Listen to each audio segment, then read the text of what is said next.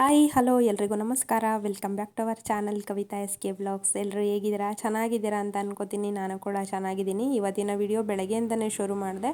ಬೆಳಗ್ಗೆ ನಾನು ಶಿವು ಅವರಿಗೆ ಅಂತ ಒಂದು ಗ್ರೀನ್ ಟೀ ಮಾಡ್ಕೊಳ್ಳೋಣ ಅಂತ ಅಂದ್ಬಿಟ್ಟು ಗ್ರೀನ್ ಟೀ ಮಾಡ್ತಾಯಿದ್ದೀನಿ. ಹಾಗೆ ನನಗೆ ಒಂದು ಗ್ಲಾಸ್ ಹಾಲು ತೊಗೊಂಡೆ.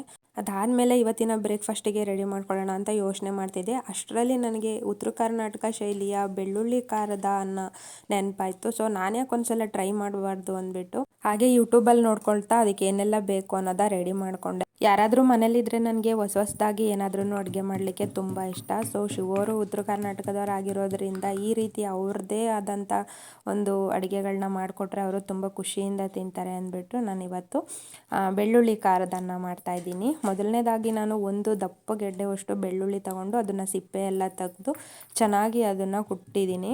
ಬೆಳ್ಳುಳ್ಳಿ ಎಲ್ಲ ಚೆನ್ನಾಗಿ ಪುಡಿ ಆದಮೇಲೆ ಅದಕ್ಕೇ ಒಂದು ಸ್ಪೂನಷ್ಟು ನಾನು ಅಚ್ಚ ಖಾರದ ಪುಡಿ ಸೇರಿಕೊಂಡು ಅದನ್ನು ಕೂಡ ಚೆನ್ನಾಗಿ ಚಚ್ಕೋತಾ ಇದ್ದೀನಿ. ಸೊ ಇದಕ್ಕಿಂತ ದೊಡ್ಡ ಕಲ್ಲು ಇರುತ್ತೆ, ಅದಾದರೆ ತುಂಬ ಚೆನ್ನಾಗಿರುತ್ತೆ. ನಮ್ಮ ಮನೇಲಿರೋದು ಕುಟಾಣಿ ಸ್ವಲ್ಪ ಚಿಕ್ಕದು. ಸೊ ಅದರಲ್ಲೇ ನಾನು ಈ ರೀತಿಯಾಗಿ ಚೆನ್ನಾಗಿ ಬೆಳ್ಳುಳ್ಳಿನೆಲ್ಲ ಜಜ್ಕೊಂಡು ಪುಡಿ ಮಾಡಿ ಇಟ್ಕೊಂಡಿದ್ದೀನಿ. ಸೊ ನೋಡ್ತಾ ಇರ್ಬೋದು ಯಾವ ರೀತಿಯಾಗಿದೆ ಅಂತ ಹೇಳಿ. ಅದ್ರ ಫ್ಲೇವರೇ ಒಂಥರ ಡಿಫ್ರೆಂಟಾಗಿತ್ತು, ನನಗೆ ತುಂಬ ಇಷ್ಟ ಆಯಿತು. ಲಾಸ್ಟಲ್ಲಿ ಅದು ಯಾವ ರೀತಿ ಬರುತ್ತೆ ಅನ್ನೋದನ್ನು ಕೂಡ ತೋರಿಸ್ತೀನಿ. ಒಂದ್ಸಲ ಮನೇಲೇ ಟ್ರೈ ಮಾಡಿ ನೋಡಿ, ತುಂಬ ಅಂದರೆ ತುಂಬ ಚೆನ್ನಾಗಿ ಬಂದಿತ್ತು. ಸೊ ಇದೆಲ್ಲ ಆಗಿದೆ, ರೆಡಿ ಆಗಿದೆ. ಇದನ್ನೆಲ್ಲ ನಾನು ಒಂದು ಬೌಲಲ್ಲಿ ಎತ್ತಿ ಇಟ್ಕೋತೀನಿ. ಅದಾದಮೇಲೆ ನಾನು ಒಂದು ಬಾಣಲೆಯಲ್ಲಿ ಸ್ವಲ್ಪ ಎಣ್ಣೆ ಹಾಕಿ ಚೆನ್ನಾಗಿ ಕಾಯ್ಲಿಕ್ಕೆ ಇಟ್ಕೊಂಡಿದ್ದೀನಿ. ಅದಕ್ಕೆ ಒಂದು ಹಿಡಿಯುವಷ್ಟು ಕಡಲೆ ಬೀಜನ ಹಾಕ್ಕೊಂಡು ಫ್ರೈ ಮಾಡ್ಕೊತಾ ಇದ್ದೀನಿ. ಸ್ವಲ್ಪ ರೋಸ್ಟ್ ಆಗಬೇಕು. ಅದು ರೋಸ್ಟ್ ಆದಮೇಲೆ ಅದನ್ನು ಎತ್ತಿ ಒಂದು ಬೌಲಲ್ಲಿ ಹಾಕಿ ಎತ್ತಿಟ್ಕೋಬೇಕು. ಸೊ ಇವಾಗ ಇದಿಷ್ಟ ಆಗಿದೆ. ಇನ್ನೊಂದು ಸ್ವಲ್ಪ ರೋಸ್ಟ್ ಆದರೆ ನೋಡಿ ಈ ರೀತಿಯಾಗಿ ಕೆಂಪು ಕಲರ್ ಬರಬೇಕು. ಸೊ ಅದನ್ನು ಒಂದು ಬೌಲಲ್ಲಿ ಎತ್ತಿಟ್ಕೊಂಡು ಅದೇ ಎಣ್ಣೆಗೆ ನಾನು ಒಗ್ಗರಣೆಗೆ ಹಾಕ್ಕೊಳ್ತಾ ಇದ್ದೀನಿ. ಸ್ವಲ್ಪ ಸಾಸಿವೆ ಹಾಕೋತಾ ಇದ್ದೀನಿ. ನೀವು ಬೇಕಿದ್ರೆ ಜೀರಿಗೆನೂ ಹಾಕ್ಕೋಬೋದು. ನಾನು ಜೀರಿಗೆ ಅಷ್ಟಾಗಿ ಒಗ್ಗರಣೆಗೆಲ್ಲ ಯೂಸ್ ಮಾಡಲ್ಲ. ಸೊ ಹಾಗಾಗಿ ಸಾಸಿವೆ ಒಂದೇ ಹಾಕ್ಕೊಂಡಿದ್ದೀನಿ. ಅದ್ರ ಜೊತೆಗೆ ಈರುಳ್ಳಿ ಚಿಕ್ಕದಾಗಿ ಕಟ್ ಮಾಡಿಕೊಂಡು ಈರುಳ್ಳಿ ಒಂದು ಗೆಡ್ಡೆವಷ್ಟು ಈರುಳ್ಳಿ ತೊಗೊಂಡಿದ್ದೀನಿ. ನಾನು ಒಂದೇ ಟೈಮ್ಗೆ ಇಬ್ಬರಿಗೋಸ್ಕರ ಮಾಡ್ಕೋತಾ ಇರೋದು. ನಿಮ್ಮ ಮನೇಲಿ ಎಷ್ಟು ಜನ ಇರ್ತಾರೆ ಅದ್ರ ಮೇಲೆ ನೀವು ಈರುಳ್ಳಿ ಎಲ್ಲ ಕಟ್ ಮಾಡಿ ತೊಗೊಳ್ಳಿ. ಸೊ ಇದನ್ನು ಕೂಡ ಚೆನ್ನಾಗಿ ಕೆಂಪು ಕಲರ್ ಬರೋವರೆಗೂ ಫ್ರೈ ಮಾಡ್ಕೋಬೇಕಾಗುತ್ತೆ. ಅದಾದಮೇಲೆ ಸ್ವಲ್ಪ ಕರಿಬೇವು ಸೊಪ್ಪನ್ನ ಅದ್ರ ಜೊತೆಗೆಲ್ಲೇ ಹಾಕ್ಕೋತಾ ಇದ್ದೀನಿ. ಯಾಕಂದರೆ ನನಗೆ ಕರಿಬೇವು ಸೊಪ್ಪು ಒಣಗಿರೋ ಥರ ಆಗಿಬಿಟ್ರೆ ತಿನ್ನಲಿಕ್ಕಾಗಲ್ಲ. ಒಂದು ಸ್ವಲ್ಪ ಗ್ರೀನ್ ಕಲರ್ ಇರಬೇಕು. ಅದಕ್ಕೋಸ್ಕರ ನಾನು ಈರುಳ್ಳಿ ಎಲ್ಲ ಹಾಕ್ಕೊಂಡು ಆದಮೇಲೆ ಈ ಥರ ಕರಿಬೇವು ಸೊಪ್ಪನ್ನ ಹಾಕ್ಕೋತೀನಿ. ಕರಿಬೇವು ಸೊಪ್ಪನ್ನ ಹಾಕ್ಕೊಂಡು ನೀಟಾಗಿ ಒಂದ್ಸಲ ಬಾಡಿಸ್ಕೊಂಡು ಈ ರೀತಿಯಾಗಿ ಒಂದು ನಿಮಿಷನಾದ್ರೂ ಈರುಳ್ಳಿ ಚೆನ್ನಾಗಿ ಫ್ರೈ ಆಗಲಿಕ್ಕೆ ಬಿಡಬೇಕು. ಇದಕ್ಕೆ ಯಾವುದೇ ರೀತಿ ಟೊಮೊಟೊ ಎಲ್ಲ ಯೂಸ್ ಮಾಡೋಂಗಿಲ್ಲ. ಇದ್ರ ಜೊತೆಗೆ ನಾನು ನಮಗೆ ಎಷ್ಟು ರುಚಿಗೆ ಬೇಕೋ ಅಷ್ಟು ನಾವು ಉಪ್ಪು ಸೇರಿಸ್ಕೊತಾ ಇದ್ದೀನಿ. ಅದ್ರ ಜೊತೆಗೇ ಸ್ವಲ್ಪ ಅರಿಶಿನ ಪುಡಿ ಹಾಕ್ಕೋತಾ ಇದ್ದೀನಿ. ಒಂದು 1/4 ಟೀ ಸ್ಪೂನಷ್ಟು ಹಾಕ್ಕೋತಾ ಇದ್ದೀನಿ. ಸೊ ಅದನ್ನು ಕೂಡ ನೀಟಾಗೆಲ್ಲ ಮಿಕ್ಸ್ ಮಾಡಿಕೊಂಡು ನಮಗೆ ಬೇಕಂದರೆ ಇದಕ್ಕೇ ಹಸಿಮೆಣ್ಸಿನ್ಕಾಯಿ ಅಥವಾ ಒಣಮೆಣ್ಸಿನ್ಕಾಯಿ ಕೂಡ ಒಗ್ಗರಣೆಗೆ ಹಾಕ್ಕೋಬೋದು. ನಾನು ಹಾಕಿಲ್ಲ, ಯಾಕಂದರೆ ಖಾರ ತುಂಬ ಜಾಸ್ತಿ ಆಗಿಬಿಡುತ್ತೆ ಅಂತ. ನಾನು ಮತ್ತೆ ಇದಕ್ಕೇ ಸ್ವಲ್ಪ ಖಾರದ ಪುಡಿ ಸೇರಿಸ್ಕೊತಾ ಇದ್ದೀನಿ ಕಲ್ಲರ್ಗೋಸ್ಕರ. ಸೊ ಒಂದು 1/4 ಸ್ಪೂನಷ್ಟು ಅಷ್ಟೇ ಖಾರದ ಪುಡಿ ಸೇರಿಸ್ಕೊಂಡು ನೀಟಾಗಿ ಒಂದ್ಸಲ ಮಿಕ್ಸ್ ಮಾಡ್ಕೋಬೇಕು. ಇವಾಗ ನೋಡಿ ಕಲರು ಚೇಂಜ್ ಆಗ್ತಾಯಿದೆ, ಎಷ್ಟು ಚೆನ್ನಾಗಿ ಬರ್ತಾಯಿದೆ. ಇವಾಗ ಈರುಳ್ಳಿನೂ ಕೂಡ ಚೆನ್ನಾಗಿ ಬೆಂದಿದೆ. ಇದಕ್ಕೆ ನಾವು ಬಿಸಿಯನ್ನು ಕೂಡ ಹಾಕ್ಕೋಬೋದು, ಇಲ್ಲ ರಾತ್ರಿ ಅನ್ನ ಮಿಕ್ಕಿರೋದಲ್ಲ ಅದನ್ನು ಕೂಡ ಇದಕ್ಕೆ ಸೇರಿಸ್ಕೋಬೋದು. ಎರಡು ಅನ್ನ ಸೇರಿಸಿದ್ರೂ ಒಂದೇ ರುಚಿ ಬರುತ್ತೆ, ಯಾವುದೇ ರೀತಿ ಬೇರೆ ಟೇಸ್ಟ್ ಕೊಡಲ್ಲ. ತುಂಬ ಅಂದರೆ ತುಂಬ ಚೆನ್ನಾಗಿರುತ್ತೆ. ಇವಾಗ ಈರುಳ್ಳಿ ಎಲ್ಲ ಬೆಂದಿದೆಯಲ್ಲ, ಇದಕ್ಕೆ ನಾನು ಬೆಳ್ಳುಳ್ಳಿ ಮತ್ತು ಖಾರ ಎಲ್ಲ ಮಿಕ್ಸ್ ಮಾಡಿ ಚಚ್ಚಿಟ್ಕೊಂಡಿದ್ನಲ್ಲ ಅದನ್ನು ಹಾಕಿ ನೀಟಾಗಿ ಮಿಕ್ಸ್ ಮಾಡ್ಕೋತಾ ಇದ್ದೀನಿ. ಬೆಳ್ಳುಳ್ಳಿ ಖಾರ ಅಷ್ಟು ಬೇಗ ನೀಟಾಗಿ ಮಿಕ್ಸ್ ಆಗಲ್ಲ. ಈ ರೀತಿಯಾಗಿ ಅದನ್ನು ಒಂದು ಸ್ಪೂನಲ್ಲಿ ಹುಡ್ಕೊಂಡು ನೀಟಾಗಿ ಮಿಕ್ಸ್ ಮಾಡ್ಕೋಬೇಕಾಗುತ್ತೆ. ಇದೆಲ್ಲ ಚೆನ್ನಾಗಿ ಮಿಕ್ಸ್ ಆದಮೇಲೆ ಒಂದು 30 ಸೆಕೆಂಡಷ್ಟು ನೀಟಾಗಿ ಇದನ್ನು ಬೇಯಿಸ್ಕೋಬೇಕಾಗುತ್ತೆ. ಯಾಕಂದರೆ ಬೆಳ್ಳುಳ್ಳಿದು ಹಸಿ ಸ್ಮೆಲ್ಲೆಲ್ಲ ಹೋಗಬೇಕಲ್ಲ. ಸೊ ಅಲ್ಲಿವರೆಗೂ ಸ್ವಲ್ಪ ಬೇಯಿಸ್ಕೋಬೇಕು. ಅದಾದಮೇಲೆ ನಾನು ರೈಸ್ನ ಹಾಕ್ಕೊಂಡಿದ್ದೀನಿ. ರಾತ್ರಿ ಅನ್ನ ಆದರೆ ನೀಟಾಗಿ ಕೈಯಲ್ಲಿ ಅದನ್ನು ಹೊಡ್ಕೊಂಡು ಉದ್ದುದ್ರು ಮಾಡ್ಕೋಬೇಕು. ಮಾರ್ನಿಂಗ್ ಮಾಡಿರೋದಾದರೆ ಸ್ವಲ್ಪ ತಣ್ಣಗಾದ್ಮೇಲೆ ಹಾಕ್ಕೊಂಡ್ರೆ ತುಂಬ ಚೆನ್ನಾಗಿ ಬರುತ್ತೆ. ಈ ರೀತಿಯಾಗಿ ಪ್ರತಿಯೊಂದು ಅನ್ನಕ್ಕೂ ನೀಟಾಗಿ ಆ ಖಾರ ಎಲ್ಲ ಹಿಡಿಯೋ ತನಕ ನೀಟಾಗಿ ಮಿಕ್ಸ್ ಮಾಡ್ಕೋಬೇಕಾಗುತ್ತೆ. ಸೊ ನೋಡ್ತಾ ಇರ್ಬೋದು ಕಲರ್ ಯಾವ ರೀತಿಯಾಗಿ ಬಂದಿದೆ ಅಂತ. ಆ ಬೆಳ್ಳುಳ್ಳಿ ಸ್ಮೆಲ್ಲಂತೂ ಅಷ್ಟು ಚೆನ್ನಾಗಿ ಬರ್ತಾಯಿತ್ತು. ಒಂದ್ಸಲ ಟ್ರೈ ಮಾಡಿ ನೋಡಿ. ನನಗಂತೂ ಫಸ್ಟ್ ಟೈಮ್ ಮಾಡಿದ್ದು ಅಂತಲೇ ಅನ್ನಿಸ್ಲಿಲ್ಲ, ಅಷ್ಟು ಚೆನ್ನಾಗಿ ಬಂದಿತ್ತು ಬೆಳ್ಳುಳ್ಳಿ ಖಾರದನ್ನ. ಸೊ ಉತ್ತರ ಕರ್ನಾಟಕ ಕಡೆ ಎಲ್ಲರೂ ಇದೇ ಥರ ಮಾಡ್ಕೋತಾರಂತೆ. ಸೊ ನಾನು ಫಸ್ಟ್ ಟೈಮ್ ಟ್ರೈ ಮಾಡಿದ್ದು ಶಿವವ್ರಿಗೋಸ್ಕರ ಮಾಡ್ಕೊಳ್ಳೋಣ ಅಂದ್ಬಿಟ್ಟು. ಬಟ್ ತುಂಬ ಅಂದರೆ ತುಂಬ ಚೆನ್ನಾಗಿ ಬಂದಿತ್ತು. ಅನ್ನನೆಲ್ಲ ನೀಟಾಗಿ ಮಿಕ್ಸ್ ಮಾಡ್ಕೊಂಡಾದ್ಮೇಲೆ ನಾವು ಕಡಲೆ ಬೀಜ ಹುರಿದಿಟ್ಕೊಂಡಿರ್ತೀವಲ್ಲ ಅದನ್ನೆಲ್ಲ ಅನ್ನದ ಮೇಲೆ ನೀಟಾಗಿ ಹಾಕಿ ಮಿಕ್ಸ್ ಮಾಡ್ಕೋಬೇಕು. ಈ ಕಡಲೆ ಬೀಜನೇ ಈ ಅನ್ನಕ್ಕೆ ಒಂದು ಬೆಸ್ಟ್ ಕಾಂಬಿನೇಷನ್ನು, ಅಷ್ಟು ಚೆನ್ನಾಗಿ ಬರುತ್ತೆ. ಸೊ ತುಂಬ ಅಂದರೆ ತುಂಬ ಚೆನ್ನಾಗಿರುತ್ತೆ. ತುಂಬ ಖಾರ ತಿನ್ನಲ್ಲ ಅಂತಂದರೆ ನೀವು ಇದಕ್ಕೆ ಬೇಕಾದ್ರೆ ಒಂದು ಅರ್ಧ ಹೋಳಷ್ಟು ನಿಂಬೆಹಣ್ಣು ಕೂಡ ಹಿಂಡ್ಕೋಬೋದು. ಅನ್ನ ಎಲ್ಲ ಈ ಥರ ಮಿಕ್ಸ್ ಮಾಡಾದಮೇಲೆ ಅದ್ರ ಮೇಲ್ಗಡೆ ಸ್ವಲ್ಪ ನಿಂಬೆಹಣ್ಣಿನ ರಸ ಹಾಕ್ಕೊಂಡ್ರೆ ತುಂಬ ಚೆನ್ನಾಗಿರುತ್ತೆ. ಖಾರ ಮೀಡಿಯಮಲ್ಲಿ ಇದೆ ಅಂತಂದರೆ ನಿಂಬೆಹಣ್ಣಿನ ಅವಶ್ಯಕತೆಯೂ ಕೂಡ ಇಲ್ಲ. ನೆಕ್ಸ್ಟು ಇದಕ್ಕೆ ನಾನು ಕಟ್ ಮಾಡಿ ಇಟ್ಕೊಂಡಿರೋ ಅಂಥ ಕೊತ್ತಂಬರಿ ಸೊಪ್ಪನ್ನ ಹಾಕಿ ಒಂದ್ಸಲ ನೀಟಾಗಿ ಮಿಕ್ಸ್ ಮಾಡ್ಕೊತಾ ಇದ್ದೀನಿ.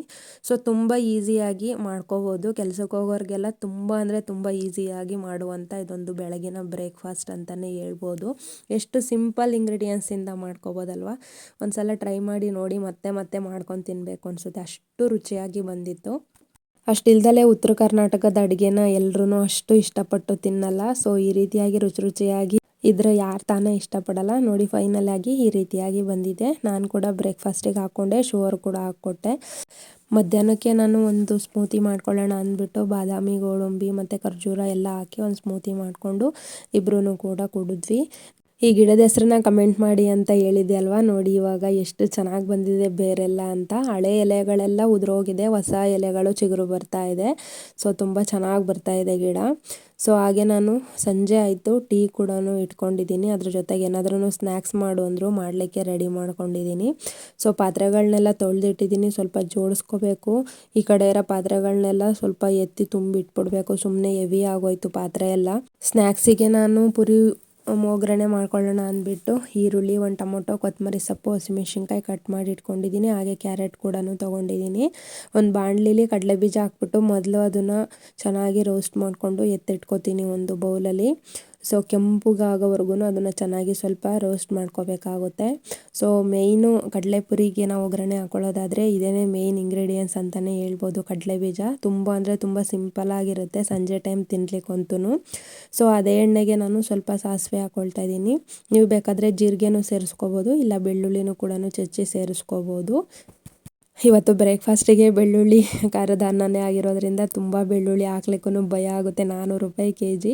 ಸೊ ಹಾಗಾಗಿ ನಾನು ಬೆಳ್ಳುಳ್ಳಿ ಏನು ಹಾಕಿಲ್ಲ, ಸಿಂಪಲ್ಲಾಗಿ ಮಾಡ್ಕೊಳ್ಳೋಣ ಅಂದ್ಬಿಟ್ಟು ಮಾಡ್ಕೊತಾ ಇದ್ದೀನಿ. ಅದ್ರ ಜೊತೆಲಿ 1-2 ಹಸಿಮೆಣ್ಸಿನ್ಕಾಯಿ ಕಟ್ ಮಾಡಿ ಹಾಕಿದ್ದೆ, ಜೊತೆಗೇ ಕರಿಬೇವು ಸೊಪ್ಪನ್ನು ಕೂಡ ಹಾಕ್ಕೊಂಡೆ.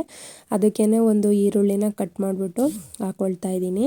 ಸೊ ಇದನ್ನು ಚೆನ್ನಾಗಿ ಸ್ವಲ್ಪ ಒಂದು ಮೀಡಿಯಮ್ಮಾಗಿ ಫ್ರೈ ಮಾಡಿಕೊಂಡ್ರೆ ಸಾಕು, ತುಂಬ ಅಂದರೆ ತುಂಬ ಮಾಡ್ಕೊಳ್ಳೋದೇನು ಬೇಡ, ಒಂದು ಮೀಡಿಯಮ್ಮಾಗಿ. ಅದಕ್ಕೇ ಒಂದು ಅರ್ಧ ಸ್ಪೂನಷ್ಟು ಅರಿಶಿನ ಪುಡಿ ಹಾಕ್ಕೊಳ್ತಾ ಇದ್ದೀನಿ.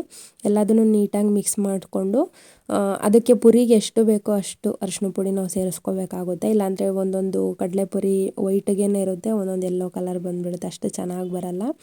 ಸೊ ನಮಗೆ ಎಷ್ಟು ಉಪ್ಪು ಬೇಕೋ ಅಷ್ಟು ಸೇರಿಸ್ಕೊತಾ ಇದ್ದೀನಿ. ನಾನು ಇದಕ್ಕೆ ಹಸಿಮೆಣ್ಸಿನ್ಕಾಯಿಂದು ಚಟ್ನಿ ಮಾಡಿ ಇಟ್ಕೊಂಡಿದ್ದೆ ಅಲ್ವಾ. ಸೊ ಯಾರೆಲ್ಲ ವಿಡಿಯೋ ನೋಡಿಲ್ಲ, ನಾನು ಓಲ್ಡ್ ಚಾನಲಲ್ಲಿ ಹಾಕಿದ್ದೀನಿ ನೋಡಿ. ಸೊ ಅದನ್ನು 1-2 ಸ್ಪೂನಷ್ಟು ಹಾಕ್ಕೋತಾ ಇದ್ದೀನಿ. ನೀಟಾಗಿ ಇದನ್ನು ಚೆನ್ನಾಗಿ ಅದರೊಳಗಡೆ ಸೇರ್ಕೊಳ್ಳೋವರೆಗೂ ಮಿಕ್ಸ್ ಮಾಡ್ಕೋಬೇಕಾಗುತ್ತೆ.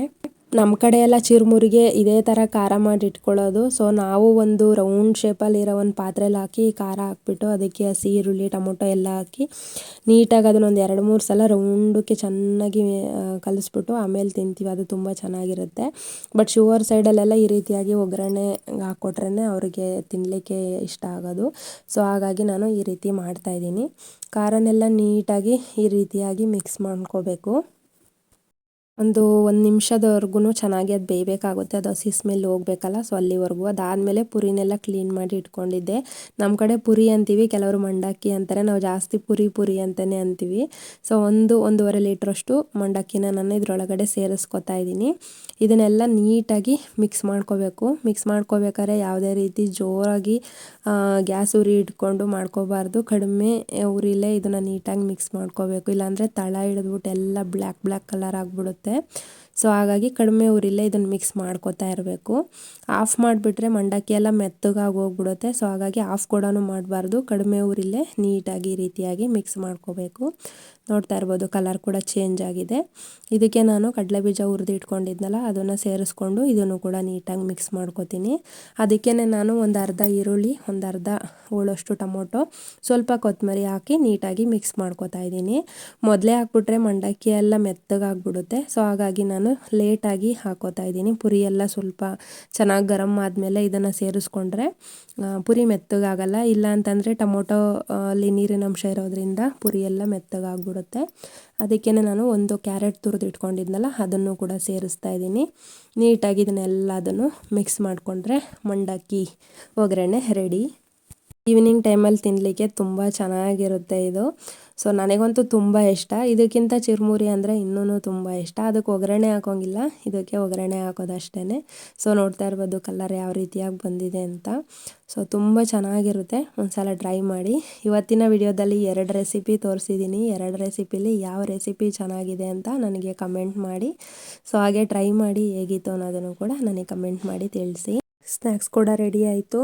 ನಮ್ಮ ಭವಾನಿ ಕೂಡ ಬಂದಿದ್ದು. ಸೊ 3 ಜನಕ್ಕೂ ಪ್ಲೇಟಲ್ಲಿ ಹಾಕ್ಕೊಂಡೆ, ಹಾಗೆ ಟೀ ಕೂಡ ಮಾಡಿಕೊಂಡೆ. ಸೊ 3 ಜನನೂ ಟೀ ಕುಡಿದು ಸೊ ಸ್ನ್ಯಾಕ್ಸ್ ಎಲ್ಲ ತಿಂದು ಸ್ವಲ್ಪ ಹೊತ್ತು ರೆಸ್ಟ್ ಮಾಡಿ ಆಮೇಲೆ ರೆಡಿಯಾಗಿ ನಾನು ಮೂವಿಗೆ ಹೋಗೋಣ ಅಂತ ಹೊರಟಿದ್ದೀನಿ. ಸೊ ನೋಡೋಣ ಯಾವ ಮೂವಿ ಅಂತ ಗೊತ್ತಿಲ್ಲ. ಕಾಟೇರ ಮೂವಿನೂ ಇದೆ, ಸೊ ಉಪಾಧ್ಯಕ್ಷನೂ ಇದೆ. ಸೊ ಕಾಟೇರ ಮೂವಿ ಆಲ್ರೆಡಿ ನಾನು ಮನೇಲೇ ನೋಡಿದ್ದೆ. ಒಂದು ಸಲ ಥಿಯೇಟ್ರಲ್ಲಿ ನೋಡಬೇಕು ಅಂತ ಅನ್ನಿಸ್ತು. ಯಾಕಂತಂದರೆ ನಾನು ಡಿ ಬಾಸ್ ಮೂವಿನ ಯಾವತ್ತೂ ಟಿ ವಿಲಿ ಹಾಕ್ಕೊಂಡು ನೋಡೇ ಇಲ್ಲ. ಸೊ ಫಸ್ಟ್ ಟೈಮ್ ನಾನು ಕಾಟೇರ ಮೂವಿನ ಮನೇಲೇ ಕೂತು ನೋಡಿದ್ದು.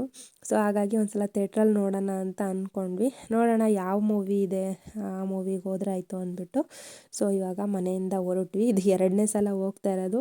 ಫಸ್ಟ್ ಟೈಮ್ ಹೆಲ್ಮೆಟ್ ಬಿಟ್ಬಿಟ್ಟು ಹೋಗಿದ್ವಿ. ಆಮೇಲೆ ಎಲ್ಲ ತಿಳಿದು ನಾವೇನೇ ಆ ತಪ್ಪು ಮಾಡಬಾರ್ದಲ್ವ.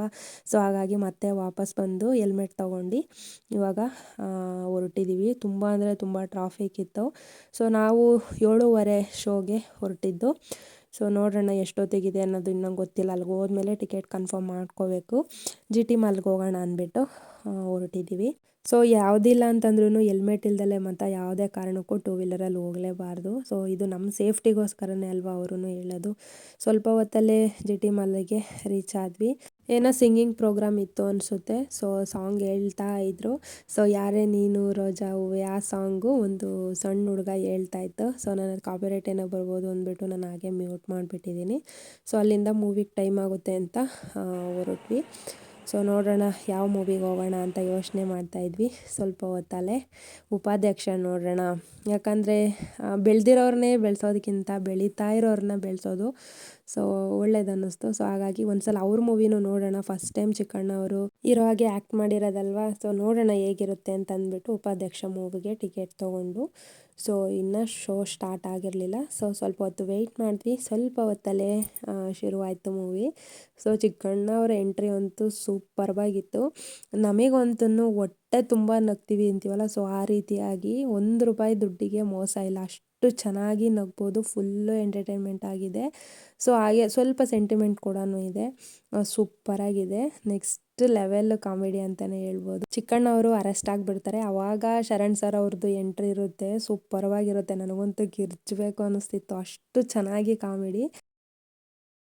ಅಧ್ಯಕ್ಷ movie Upadhyaksha movie same to same ಅನ್ನಿಸ್ಬಿಡ್ತು. ಬಟ್ ಕಾಮಿಡಿ ಮಾತ್ರ ತುಂಬ ಡಿಫ್ರೆಂಟ್ ಆಗಿದೆ. ಸಾಧು ಕೋಕಿಲ ಸರ್ ಅವ್ರದ್ದಂತೂ ತುಂಬ ಅಂದರೆ ತುಂಬ ಚೆನ್ನಾಗಿದೆ ಕಾಮಿಡಿ. ತುಂಬ ತಿಂಗಳುಗಳೇ ಆಗೋಗ್ಬಿಟ್ಟಿತ್ತು, ತಿಂಗಳೆಲ್ಲ ವರ್ಷನೇ ಆಗೋಗ್ಬಿಟ್ಟಿತ್ತು ಪಿಜ್ಜಾ ತಿಂದು. ಸೊ ಒಂದು ಪಿಜ್ಜಾ ತೊಗೊಂಡ್ವಿ, ಹಾಗೆ ಒಂದು ಕಾಫಿ ತೊಗೊಂಡ್ವಿ. ಸೊ ಸ್ವಲ್ಪ ಹೊತ್ತಲ್ಲೇ ಮೂವಿನೂ ಕೂಡ ಎಂಡ್ ಆಯಿತು. ಮೂವಿ ಮುಗಿಸ್ಕೊಂಡು ಅಲ್ಲಿಂದ ನಾವು ಹೊರಟ್ವಿ. ತುಂಬ ಅಂದರೆ ತುಂಬ ಜನ, ಫುಲ್ಲು ಆಗಿಬಿಟ್ಟಿದೆ, ಥಿಯೇಟ್ರು ಫುಲ್ ಆಗಿದೆ. ಸೊ ನನಗಂತೂ ನಂಬಲಿಕ್ಕೆ ಆಗ್ತಾಯಿಲ್ಲ. ಸೊ ನಾವು ಕುರುಕ್ಷೇತ್ರ ಮೂವಿ ನೋಡೋಕೆ ಹೋದಾಗಲೇ ಡಿ ಬಾಸ್ ಮೂವಿ ನೋಡೋಕೆ ಹೋಗಿದ್ವಿ. ಸೊ ಅವಾಗಲೇ ಖಾಲಿ ಹೊಡಿತಿತ್ತು. ಬಟ್ ಉಪಾಧ್ಯಕ್ಷ ಮೂವಿಲಿ ಇಷ್ಟು ಫುಲ್ ಆಗಿದೆ, ಅದು ಇಷ್ಟು ನೈಟ್ ಶೋಲಿ ಅಂದರೆ ನಂಗೆ ನಂಬೋಕ್ಕೆ ಆಗಲಿಲ್ಲ. ಅಷ್ಟು ಚೆನ್ನಾಗಿತ್ತು ಮೂವಿ ಮಾತ್ರ. ಸೊ ಒಂದು ಸಲ ಹೋಗಿ ನೋಡಿ. ಸೊ ಬಡವ್ರನ್ನೂ ಕೂಡ ಬೆಳೆಸ್ಬೇಕಲ್ವ, ಬಡವ್ರ ಮಕ್ಕಳು ಬೆಳಿಬೇಕು ಅಂತಾರಲ್ಲ, ಹಾಗೆ ತುಂಬ ಕಷ್ಟಪಟ್ಟು ಒಂದು ಹೀರೋ ಪಾತ್ರ ಮಾಡಿದ್ದಾರೆ ಚಿಕ್ಕಣ್ಣ ಅವರು. ಸೊ ಒಂದು ಸಲ ಹೋಗಿ ನೋಡಿ, ತುಂಬ ಅಂದರೆ ತುಂಬ ಚೆನ್ನಾಗಿದೆ. ಸೊ ಮೂವಿ ಎಲ್ಲ ಮುಗಿಸ್ಕೊಂಡ್ವಿ. ಏನಾದರೂ ತಿನ್ನೋಣ ಅಂತ ನೋಡಿದ್ವಿ, ಆಲ್ರೆಡಿ ಎಲ್ಲ ಕ್ಲೋಸಿಂಗಲ್ಲಿತ್ತು. ಸೊ ಹಾಗಾಗಿ ಮನೆ ಕಡೆ ಹೊರಟ್ವಿ. ಸೊ ನನಗಂತೂ 1-2 ಅವರು ಮೈಂಡಲ್ಲಿ ಏನೂ ಇಲ್ದಲೇ ತುಂಬ ಅಂದರೆ ತುಂಬ ಖುಷಿಯಾಗಿ ಮೂವಿ ನೋಡ್ಕೊಂಡು ಬಂದೆ. ತುಂಬ ಚೆನ್ನಾಗಿತ್ತು ಮೂವಿ. ಚಾರ್ಲಿ 777 ಆದಮೇಲೆ ನಾನು ಇದೇ ಮೂವಿ ನೋಡ್ತಾ ಇರೋದು ಥಿಯೇಟ್ರಲ್ಲಿ ಹೋಗಿ. ಸೊ ಒಬ್ಬಳೇ ಅಂತೂ ಎಲ್ಲೂ ಹೋಗೋದೇ ಇಲ್ಲ. ಸೊ ಮೂವಿ ಎಲ್ಲ ಮುಗಿಸ್ಕೊಂಡು ಇವಾಗ ಮನೆ ಕಡೆ ಹೊರಟ್ವಿ. ನಾವು ಮನೆಗೆ ಹೊರಡೋಷ್ಟರೊಳಗೆ ಟೈಮ್ ಆಲ್ರೆಡಿ 10:30 ಆಗಿತ್ತು. ಸೊ ಎಲ್ಲರೂ ಕೂಡ ಹೊರಡ್ತಾ ಇದ್ರು. ಇನ್ನೇನು ಕ್ಲೋಸಿಂಗ್ ಟೈಮು GT ಮಾಲು. ಸೊ ಎಲ್ಲ ಫೋಟೋ ತೆಗೆಸ್ಕೊತಾ ಇದ್ರು. ನಾನು ಫೋಟೋ ತೆಗೆಸ್ಕೊಳ್ಳೋಣ ಅಂತ ಅಂದ್ಕೊಂಡೆ. ಅಷ್ಟು ನೈಟಲ್ಲಿ ಇನ್ನೇನು ಫೋಟೋ ಹೋಗೋಣ ಅಂತಂದರು. ಸೊ ಅಲ್ಲಿಂದ ನಾವು ಹೊರಟ್ವಿ. ಸೊ ಹೇಗಿತ್ತು ಇವತ್ತಿನ ವಿಡಿಯೋ ರೆಸಿಪಿ ಅನ್ನೋದು ಕಮೆಂಟ್ ಮಾಡೋದು ಮರಿಬೇಡಿ. ಮತ್ತೊಂದು ವಿಡಿಯೋ ಒಟ್ಟಿಗೆ ಸಿಗ್ತೀನಿ. ಅಲ್ಲಿವರೆಗೂ ಹೀಗೆ ಸಪೋರ್ಟ್ ಮಾಡ್ತಾಯಿರಿ. ವಿಡಿಯೋ ಏನಾದರೂ ಇಷ್ಟ ಆದರೆ ಲೈಕ್ ಶೇರ್ ಕಮೆಂಟ್ ಮಾಡಿ, ಹಾಗೂ ಚಾನಲ್ನ ಸಬ್ಸ್ಕ್ರೈಬ್ ಮಾಡೋದು ಮರಿಬೇಡಿ. ಮತ್ತೆ ಒಂದು ಒಳ್ಳೆ ವಿಡಿಯೋ ಒಟ್ಟಿಗೆ ಸಿಗ್ತೀನಿ. ಅಲ್ಲಿವರೆಗೂ ಎಲ್ರಿಗೂ ನಮಸ್ಕಾರ. Thank you for watching my video. Love you all.